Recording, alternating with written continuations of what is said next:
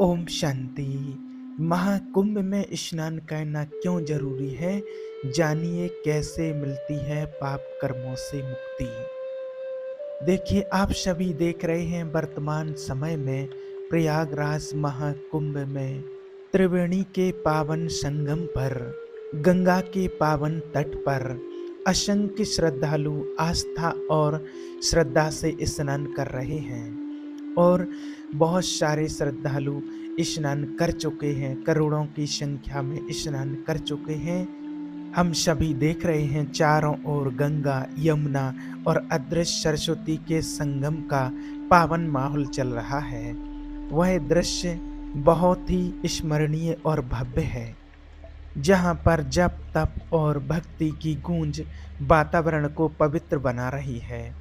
वहां आए हुए सभी भक्तों के मुख से निकले हर हर गंगे और जय हो गंगा मैया की के नाद से भक्तिमय और ऊर्जा से परिपूर्ण हो रहा है। तपस्वी, संत, योगी, गृहस्थ, साध्वी और सन्यासी सभी इस महाकुंभ के पुण्य अवसर पर गंगा स्नान कर रहे हैं, जिसमें अपने सभी पापों से मुक्ति और मोक्ष की प्राप्ति की आशा रख रहे हैं। और आज हम देख रहे हैं वर्तमान समय में राजनेता, नेता और भारत के कोने-कोने से आए हुए सभी श्रद्धालु माँ गंगा के पावन तट पर पहुँच कर के महाकुंभ में स्नान कर रहे हैं। तो ऐसे महान पावन महाकुंभ में सभी भक्तों को जाकर के स्नान जरूर करना चाहिए। 144 साल के बाद आए हुए पावन महाकुंभ में जाकर के स्नान करके और अपने जीवन को धन्य बनाना चाहिए। लेकिन हमें स्नान करते हुए गंगा जी के पावन तट पर पहुंच करके कुछ बातों का विशेष ध्यान रखना होगा, तब हमारा पुण्य फल प्राप्त हमको होगा। देखिए, एक समय की बात है, प्रयागराज में जब महाकुंभ चल रहा था, लाखों श्रद्धालु महाकुंभ में, करोड़ों श्रद्धालु, असंख्य श्रद्धालु स्नान करने जा रहे थे, कुछ कर चुके थे। उसी समय कहते हैं माता पार्वती के साथ भोलेनाथ आकाश में प्रयागराज का दिव्य दृश्य निहार रहे थे। गंगा का पवित्र जल सूर्य की किरणों से सोने की भांति दमक रहा था। आकाश में देवी देवताओं का अदृश्य आशीर्वाद वर्षा के रूप में उपस्थित था। तब माता पार्वती ने कौतूहल पूर्वक यह अदृश्य दृश्य देखा और उनके मन में एक जिज्ञासा उत्पन्न हुई। माता पार्वती ने देखा कि असंख्य लोग गंगा स्नान कर रहे हैं। उनके मुख पर भक्ति का प्रकाश तो था, लेकिन संतोष और सुख का भाव नहीं था। कुछ लोग चिंतित थे तो कुछ लोग हताश से दिख रहे थे। उन्होंने महाकुंभ की भीड़ में अनेकों भिन्न भिन्न प्रकार के लोगों को देखा, जिनके चेहरे पर आस्था और मुक्ति की उम्मीद तो थी, लेकिन उनके कर्मों की छाया भी स्पष्ट दिखाई दे रही थी।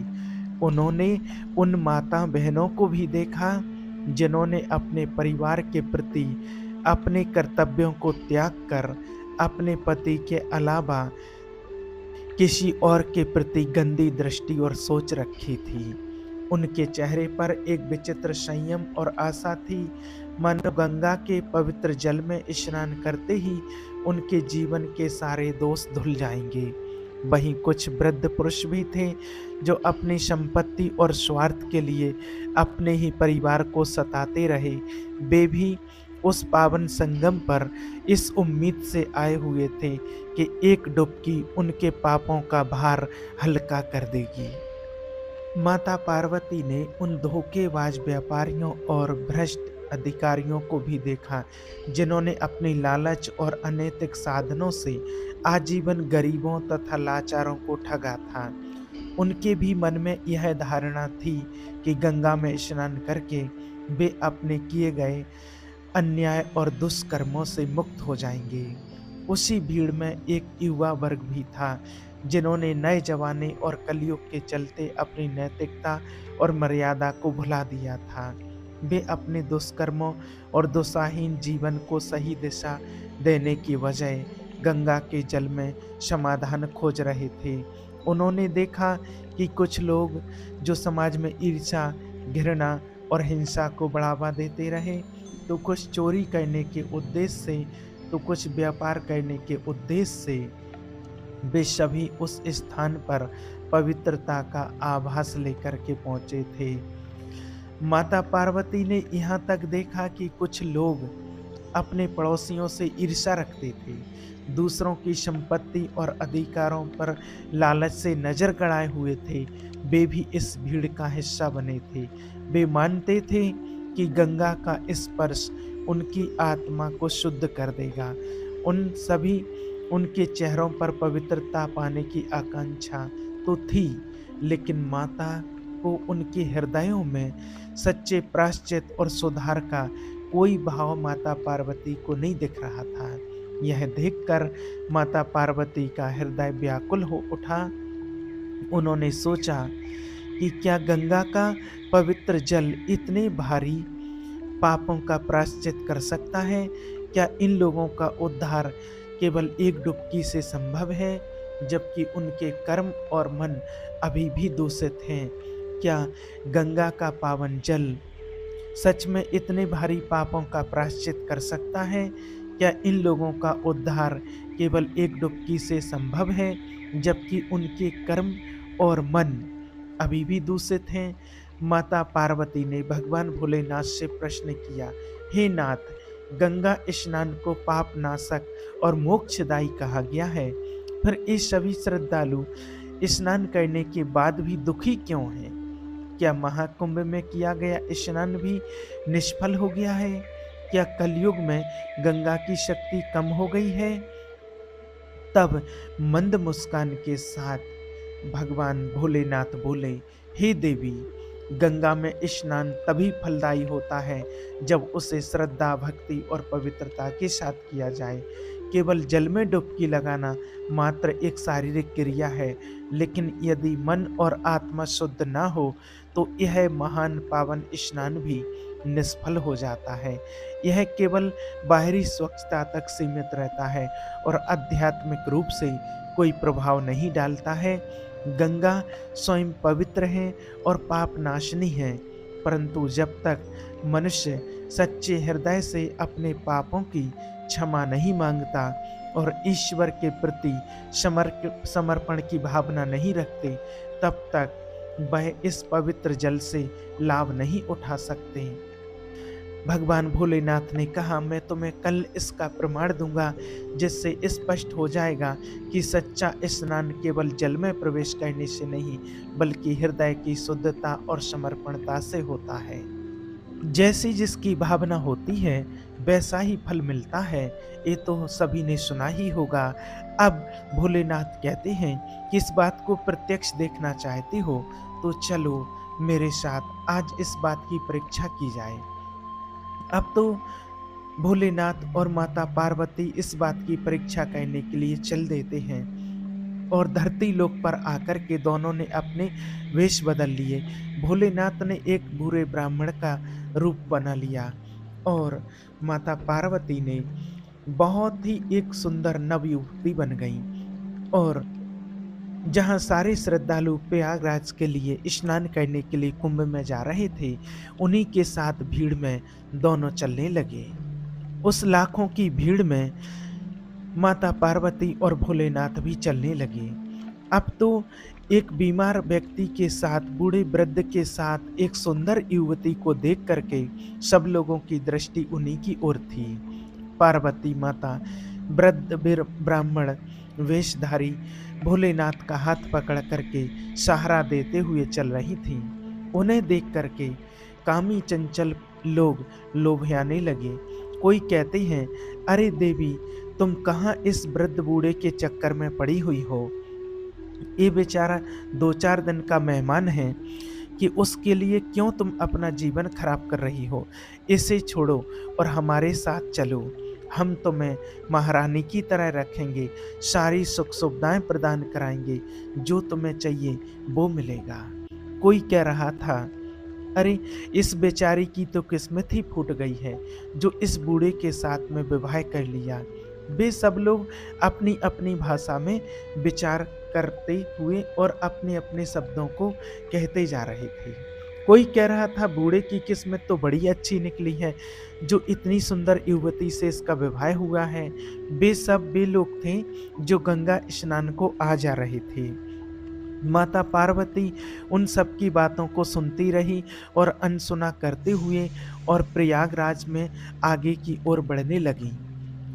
और आगे जाकर के क्या होता है, भोलेनाथ एक कीचड़ के गड्ढे में जो वृद्ध ब्राह्मण के रूप में थे, अचानक से एक गड्ढे में गिर जाते हैं। माता पार्वती वहीं बैठ कर के रोने लगती हैं। लाखों करोड़ों लोग उनके पास से गुजर रहे थे।